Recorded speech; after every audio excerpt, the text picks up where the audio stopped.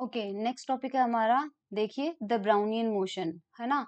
The random walk and Brownian motion syllabus में है। तो यहाँ पर इतना सारा जो चीजें लिखी हुई है, ये सारी आप चाहें तो पोज करके पढ़ लेना। इसमें एक्सपेरिमेंट किया गया था कि ये इस तरह के जो ग्रेन्स थे इनको वाटर में या सॉल्यूशन में सस्पेंड किया गया था। बाद में बहुत हाई रिजोल्यूशन वाले पावरफुल माइक्रोस्कोप से देखा गया था कि जो पार्टिकल है वो मोशन कैसे करते हैं। तो उसको उन्होंने ब्राउनियन मोशन कहा था। लेकिन एग्जाम में जब आपके पास आता है कि डिफाइन ब्राउनियन मोशन, तो आपको ये वाले पॉइंट्स लिखने हैं। इसलिए मैं डायरेक्टली अपन वही चलते हैं जो हमें पॉइंट समझने हैं। तो यहाँ पर ब्राउनियन मोशन के अंदर क्या क्या कैरेक्टरिस्टिक्स होनी चाहिए। पहला ये होता है, the motion are completely irregular and random.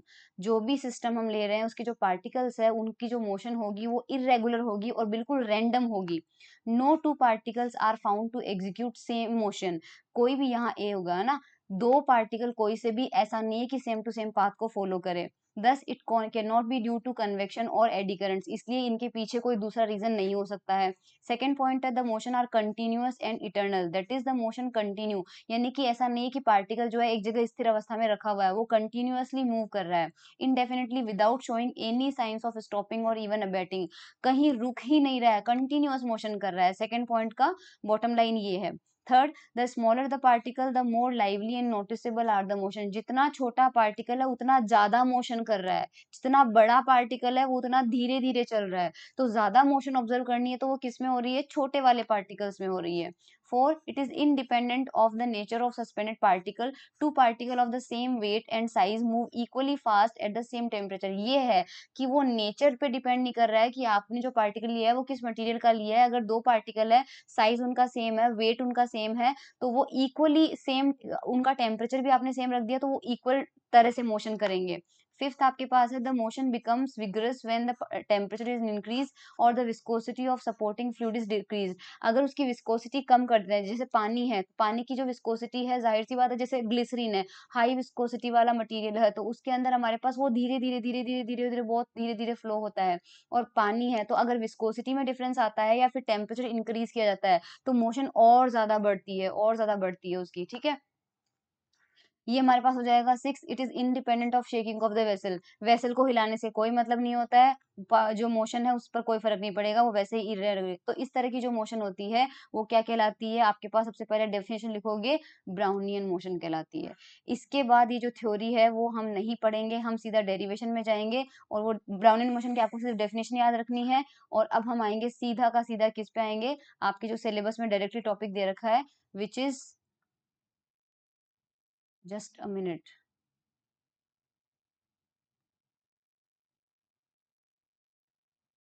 Yes, ये आया है आपके सिलेबस में topic, Langevin theory of Brownian motion. Langevin theory है आपके पास, तो हम सीधा इस थ्योरी पे आएंगे। ब्राउनियन मोशन की हमने डेफिनेशन याद कर ली है। इसी तरह से रैंडम वॉक की डेफिनेशन है वो भी मैं अभी बता दूंगी, इस टॉपिक के एंड में आपको बता दूंगी। तो लांगवे थ्योरी जो है वो उस पर करते हैं। तो सबसे पहले ये सारी चीज, again I am not going to discuss कि ये सब क्या लिखा रहा है, बस यहाँ चाहो तो पढ़ लो इसको।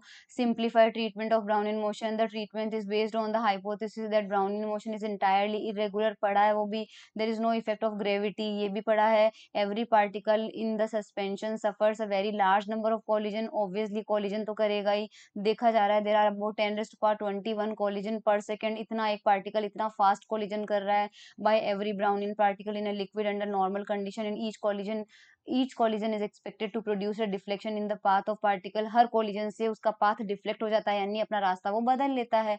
ठीक है, तो यहाँ पे however small it may be, कितना भी छोटी टक्कर हो लेकिन वो अपना रास्ता बदल लेता है। आप शुरू सीधा से यहाँ से कर लिएगा, कहाँ से करेंगे, हाँ सीधा यहाँ से करो आप। तो हमें पता है the viscous force is given by Stoke law. ये फॉर्मूला आपने 11 12 के अंदर पढ़ा होगा। किसी पानी के अंदर कोई बॉडी जाती है तो उसके ऊपर हमारे पास जो विस्कस फोर्स होता है वो होता है -6 पाई ईटा आर वी। जहाँ पे क्या होता है, वी तो है पार्टिकल की वेलोसिटी, आर उसकी रेडियस है, और ईटा जो है वो विस्कोसिटी का कोफिशिएंट होता है। Correct. Negative sign shows that the viscous force is opposite to the velocity. हमेशा पानी में आप जितना ज्यादा तेज दौड़ने की कोशिश करोगे आपको पानी का रेजिस्टेंस उतना ज्यादा फील होगा, और पानी में जितना धीरे चलने की कोशिश करोगे वो उतना है ज्यादा फोर्स। तो ये जो फोर्स लगता है विस्कस फोर्स, ये वेलोसिटी के हमारे यानी पार्टिकल की वेलोसिटी के डायरेक्टली प्रोपोर्शनल होता है, लेकिन ऑपोजिट नेचर का होता है। ठीक है, तो हमारे पास नेगेटिव साइन हो गया। If we assume that the motion is along axis, हम सिंप्लिसिटी के लिए चलिए अभी मान लेते हैं जो मोशन है वो प्योर कौन सी डायरेक्शन में है, एक्स डायरेक्शन में है। तो हम जानते हैं कि एफ एक्स जो है वो कितना हो जाएगा, माइनस साई 6 पाई ईटा आर, और वेलोसिटी कितनी हो जाएगी, dx बाई dt हो जाएगा।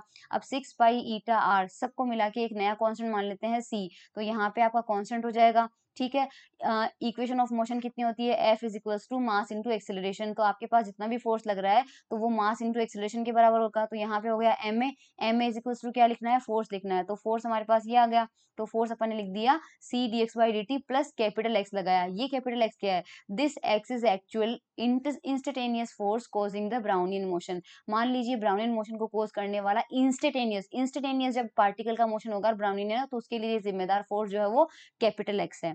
As motion of particle is irregular and change in direction, so x changes regularly। क्योंकि हमें पता है ब्राउनियन मोशन में कंटिन्यू फोर्स का डायरेक्शन, वेलोसिटी सब कुछ चेंज हो रहा है, तो x जो है वो कंटिन्यू चेंज होना चाहिए।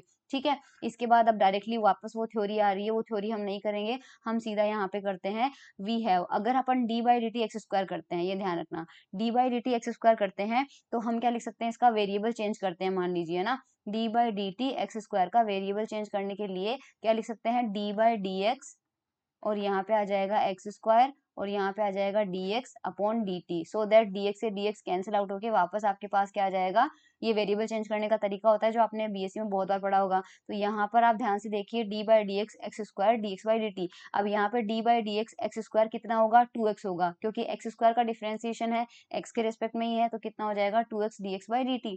करेक्ट, इस 2 को लेफ्ट हैंड साइड में भेज दो यहाँ पे, तो ये 1/2 आ जाएगा। तो आपको क्या मिलेगा, x dx by D T जो है उसकी वैल्यू कितनी हो जाएगी, 1/2 d over D T x square. इसी तरह से अगर 2 बार डिफरेंशिएशन करें तो मुझे यहाँ पर मिटाने दो वापस इसको, इसी पे वापस एक और डी बाई डी टी लगाएंगे। ठीक है, तो यहाँ पर अगर एक और डी बाई डी टी अपन ने लगा दिया, तो यहाँ पे इन्होंने थोड़ा सा गलत कर रखा है, ये जो फंक्शन है इसके बाद क्या मिलेगा हमें, इसको हम लिख सकते हैं डी बाई डी टी और डी बाई डी टी और एक्स स्क्वायर, ये होगा। तो यहाँ से थोड़ा सा इसको हटा देना है ना, इस तरह नहीं है, ये आएगा। और D by D T x square की वैल्यू हमने अभी भी निकाली है, वो हमें कितना मिला है, 2x dx by D T. तो ये 2x बाई डी टी की जो वैल्यू है वो जाएगी इस ब्रैकेट के अंदर, तो हमें क्या मिल जाएगा, डी बाई डी टी, और यहाँ पे हो जाएगा 2x dx upon D T. Correct, जो कि वैल्यू यहाँ पर लिखी हुई है, बस बीच में ये मिसप्रिंट हो रहा था, है ना। तो ये हमने हटा दिया, पर मैंने आपको समझा दिया ये कैसे आएगा। अब हमें क्या करना है, डिफरेंशिएशन करना है इसका। तो देखो ये आपका फर्स्ट फंक्शन हो गया और ये आपका सेकंड फंक्शन हो गया। पहले फर्स्ट फंक्शन का कर दो, सेकंड को कांस्टेंट रख लो, फिर सेकंड का कर दो, फर्स्ट को कांस्टेंट रख लो।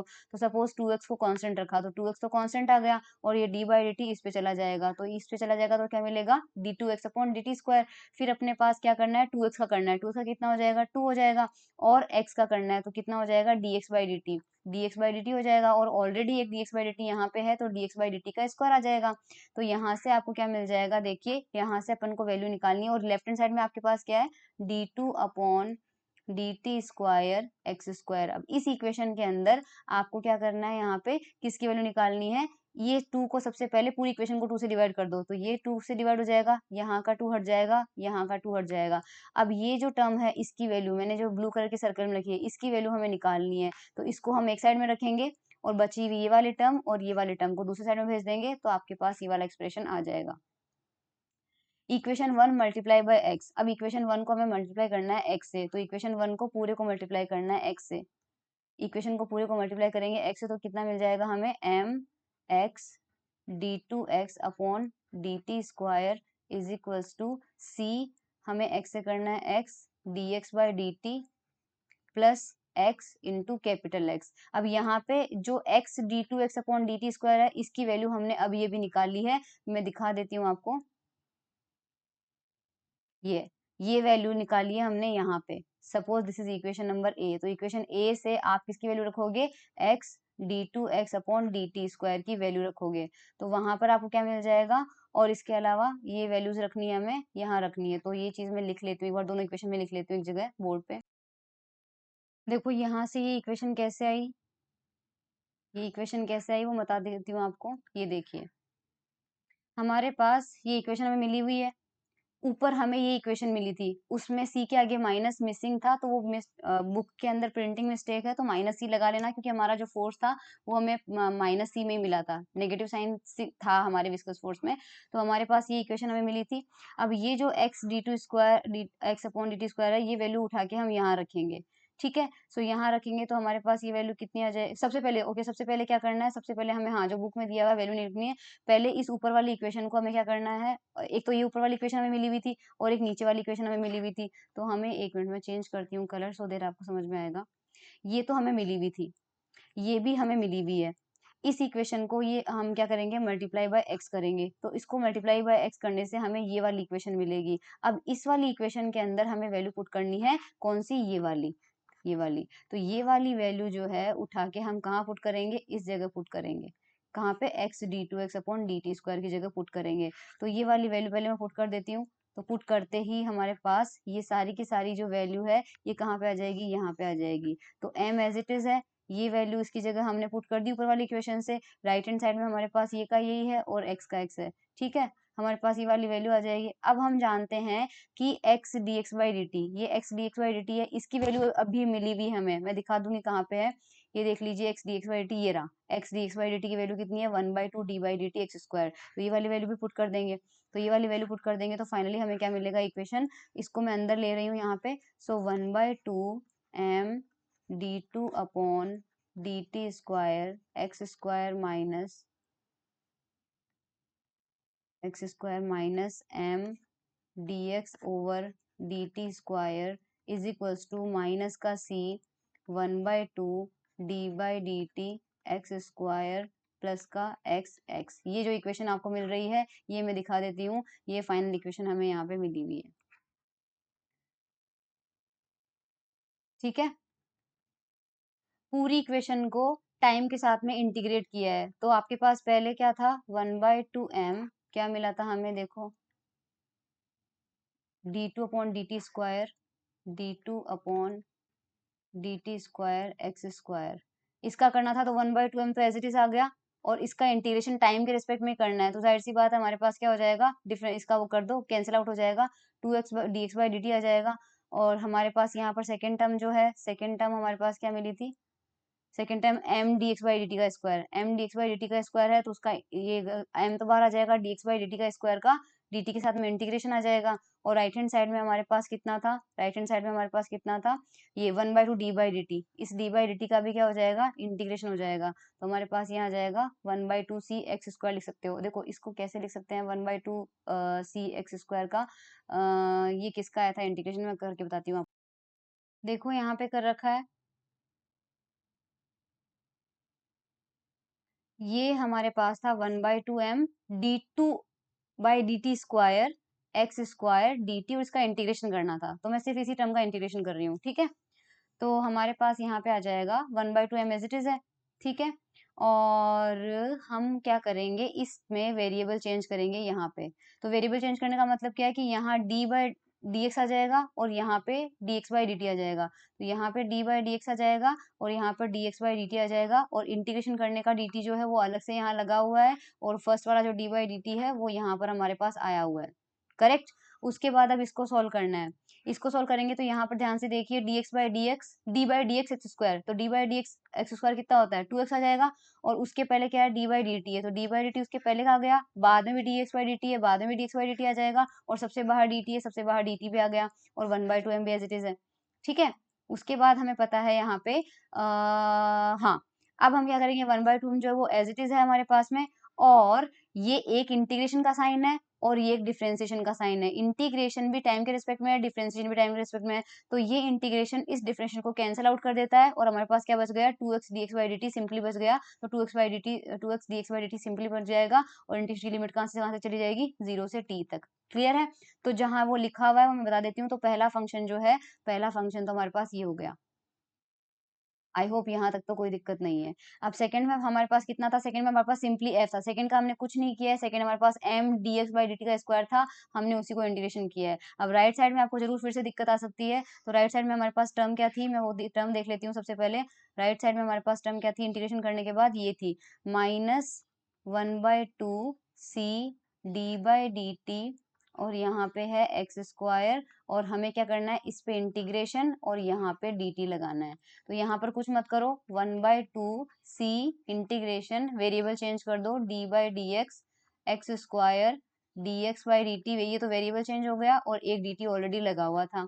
अब यहाँ से हमें 2x मिल जाएगा, तो -1/2cx, हमारे पास ये हो जाएगा इंटीग्रेशन 2x dx/dt, और यहाँ पे कितना आ जाएगा dt। ये हमें स्क्वायर करना पड़ेगा, रुको रुको रुको, यहाँ पे हमारे पास कैंसिल आउट हो जाएगा वेरिएबल। हाँ, इसमें हमें इतना करने की जरूरत ही नहीं है क्योंकि इसमें डायरेक्टली वो चेंज हो रहा है। जस्ट अ मिनट,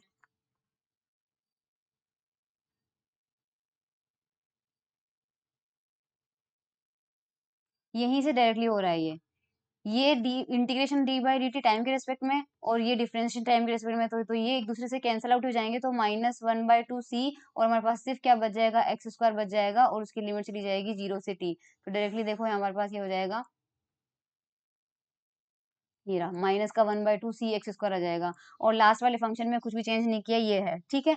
अब इसमें क्या करना है, the first term is negligible due to 2 factors, ये फर्स्ट टर्म जो है ये नेग्लेक्ट करेंगे, 2 फैक्टर होंगे।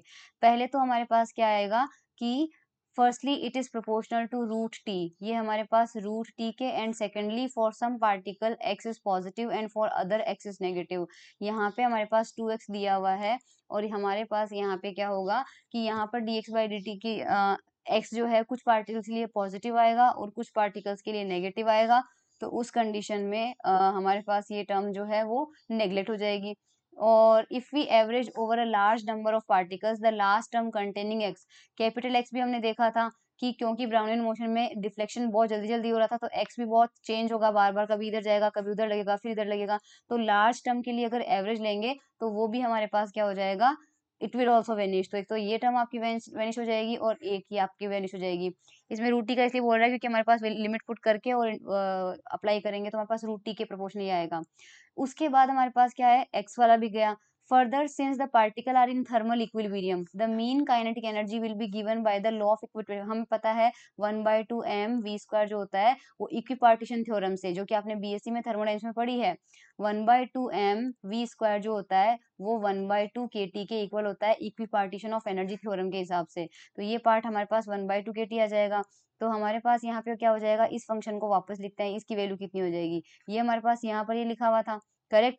तो यहाँ पर इसको हम क्या लिखेंगे, m को अंदर ले लेंगे, तो m को अंदर लिया तो हमारे पास ये हो गया, और m को अंदर लेने के बाद अगर हमारे पास यहाँ पर इसकी वैल्यू पुट करेंगे 1/2 kT, तो यहाँ पे आपके पास आ जाएगा kT dt, और इसकी वैल्यू आ जाएगी kT t। आई होप ये क्लियर है, क्योंकि किया कुछ नहीं है, 1/2 से 1/2 कैंसिल आउट हो जाएगा, m dx/dt स्क्वायर की जगह ये रहा m dx/dt स्क्वायर, इसकी जगह क्या रखा है, सिर्फ kT रखा है, वो kT बाहर आ जाएगा क्योंकि टाइम के रिस्पेक्ट में डिफरेंशिएशन हो रहा है और बाहर टेम्परेचर है, तो यहाँ पर kT इंटू टी आ जाएगा, ठीक है। तो हमारे पास ये टर्म हो जाएगा, और the over bar denotes the value for a large number of particles, therefore equation 2 gives, equation 2 में हमारे पास अब क्या बचेगा, तो लेफ्ट हैंड साइड की जगह तो हम क्या रखेंगे, kT आ जाएगा, और राइट हैंड साइड में हमारे पास -1/2c² जो भी है आपके पास वो वैल्यू एज इट इज अपन रखेंगे, और यहाँ पे हमारे पास एवरेज वैल्यू ली जा रही है, तो ये जो लंबा सा बार लगाया है यहाँ पे, ये बार आपके पास आ जाएगा क्योंकि इंटीग्रेशन की लिमिट लग रही है। यहाँ पे देखो एक्स स्क्वायर इंटीग्रेशन के अंदर आ रहा है, तो यहाँ पर कुछ वैल्यू होगी, यहाँ पर कुछ वैल्यू होगी, तो ये एक्स स्क्वायर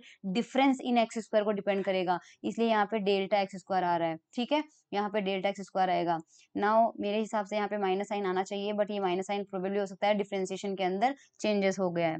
सो ये क्या बता रहा है, देखो delta X square denotes the change in x square in time T, क्योंकि लिमिट किसके ऊपर लग रही थी, टाइम की लिमिट लग रही थी, बल्कि अंदर फंक्शन क्या एक्स स्क्वायर है, तो हमारे पास एक्स स्क्वायर टी पे minus X square T equal to 0 पे, इस चेंज को हमारे पास डेल्टा एक्स स्क्वायर रिप्रेजेंट कर रहा था, ठीक है। If motion of particle start from origin, तो हमारे पास इसको आप क्या लिख सकते हो, एक्स स्क्वायर की तरह लिख सकते हो, सिंपली ओरिजिन में लेंगे तो आपके पास 0 से शुरू हो जाएगा, एक टर्म यहाँ पे 0 हो जाएगी, सिंपली एक्स स्क्वायर आ जाएगा, ये डेल्टा एक्स स्क्वायर की जगह ये वाला फंक्शन 0 हो जाएगा और ये वाला फंक्शन सिर्फ एक्स स्क्वायर आ जाएगा। तो यहाँ पे एक्स स्क्वायर लिखेंगे तो हमारे पास हो जाएगा K T small T is equals to 1/2c, और ये आ जाएगा एक्स स्क्वायर, और उसका एवरेज लग जाएगा। यहाँ से आपको एक्स स्क्वायर की वैल्यू निकालनी है तो 2 ऊपर चला जाएगा, तो 2 kT, और अपने पास आ जाएगा c, और हमारे पास t की जगह हमने टाइम इंटरवल क्या कर लिया, टो कर लिया, where tau is the time interval in which sufficiently large to allow large number, क्योंकि हमने एवरेज लिया है, वो लार्ज नंबर ऑफ कॉलिजन लेना है, तो उतना टाइम मान लीजिए कितने टाइम में होता है, टो टाइम में होता है, तो वहां पे हमारे पास टो आ जाएगा। ठीक है। If component of displacement along X axis is denoted by delta X instead of X, then equation 3, अगर हमारे पास एक्स की जगह हम डेल्टा एक्स लेके चलते तो ये वाली एक्सप्रेशन में हमारे पास डेल्टा एक्स का स्क्वायर आ जाता, कंपोनेंट आ जाता। ठीक है, ये हमारे पास आ गया। अब हमारे पास यहाँ पे सी की वैल्यू पुट करनी है, जो कि सी की वैल्यू हमें शुरू से पुट हो रखी थी। सी की value if you remember 6 pi ईटा और आर, ये हमारे पास सी की वैल्यू थी, तो वो वैल्यू यहाँ पे सी की वैल्यू रखेंगे, ये वाली वैल्यू सी की जगह रखेंगे तो ऊपर 2 है तो नीचे हमारे पास ये आ जाएगा। ठीक है, ये वाली वैल्यू हमारे पास आ जाएगी और यहाँ पर इस वाली वैल्यू को आप क्या बोल सकते हैं, आर टी अपॉन एन बोल सकते हैं, क्योंकि जो हमारे पास एन के होता है, N K is equal to R, gas kinetic theory of gases में पढ़ा होगा, N K is equal to are होता है, तो यहाँ से हमारे पास के की वैल्यू कितनी आ जाएगी, आर बाय एन आ जाएगी, और वो के की जगह हमने रख दिया यहाँ पे आर बाय एन, तो हमारे पास कितना आ जाएगा, आर बाय एन आ जाएगा और ये 1/3 पाई ईटा आर हो जाएगा। ठीक है, ये वैल्यू हमारे पास यहाँ पर आ चुकी है। दैट्स इट, ये डेल्टा एक्स अपन को निकालना था, तो ये पूरा ब्राउनिन मोशन का जो भी है, जैसे ये एवरेज लिया हुआ है, इस डायग्राम में आपके पास बताया हुआ है। ठीक है, आई होप ये क्लियर है। बस एक जगह हो सकता है यहाँ पे सी का इन्होंने मैग्नीट्यूड ले लिया एनर्जी की, यहाँ पे सी का मैग्नीट्यूड ले लिया तो माइनस नहीं रखा, वो माइनस प्लस का आप थोड़ा सा देख लेना। ये हमारा कंप्लीट हुआ लांगवे थ्योरी का एक्सप्रेशन। इसी के साथ आपके पास कई बार क्या होता है, रैंडम वॉक की डेफिनेशन पूछी जाती है ना। एक 1 मार्क का क्वेश्चन आया कि डिफाइन रैंडम वॉक, तो रैंडम वॉक को थोड़ा सा डेफिनेशन देख लेते हैं एक बार। तो यहाँ पे आप देख लीजिए, ये रैंडम वॉक का यहाँ पे ले रखा अपन डेफिनेशन आपके पास। In statistical mechanics a random walk, ये अगर ज्यादा छोटा हो रहा होगा तो मुझे फोंट साइज बड़ा करना पड़ेगा, 1 मिनट। हाँ, ये देख लीजिए, in statistical mechanics a random walk is a mathematical model that describes a path consisting of succession of random steps. Random step से मिलकर जो वॉक बनती है वो रैंडम वॉक होती है। This concept is used to model various physical process and system, particularly those involving diffusion या फिर ब्राउनियन मोशन, जैसे हमने ब्राउनियन मोशन पढ़ा था तो वो रैंडम वॉक ही है। की फीचर्स इसके क्या होते हैं, एक तो देखो path construction, a random walk is built by taking a series of steps in random direction. The direction and length of each step are typically determined by a probability distribution, वो होता है। डायमेंशनलिटी में हमारे पास क्या आ जाएगा, random walk can occur in any number of dimension. In one dimension random walks each step is typically to the left or right, दो ही possible, one dimension में क्या होगा, या तो लेफ्ट चलेगा या राइट चलेगा। टू डायमेंशन में can any direction on the plane, ये हमारे पास हो जाएगा। हायर डायमेंशन में तो जाने दीजिए, वो जनरलाइज करना पड़ेगा। स्टैटिस्टिकल मैकेनिक्स में इसके एप्लीकेशन देख लीजिए। डिफ्यूजन जो होता है, डिफ्यूजन में describe the process of particles, diffusion जो होता है वो रैंडम वॉक का एप्लीकेशन है। ब्राउनिन मोशन जो हमने पढ़ा है वो भी उसका है। पॉलीमर्स है, लेटिस गैस मॉडल्स है, ठीक है, ये आप वीडियो पॉज करके देख लेना। सो ये हमारे पास है रैंडम वॉक की डेफिनेशन आपके पास आती है, तो आप केवल एक लाइन में अगर आता है वन पार्ट में तो आप ये लिख सकते हो, अगर सेक्शन बी में आता है ये क्वेश्चन तो इतना कुछ लिख सकते हो। तो ये हमारा रैंडम वॉक हुआ, ब्राउनिन मोशन हुआ, लांगवे थ्योरी हो गई ब्राउनिन मोशन की। Thank you so much.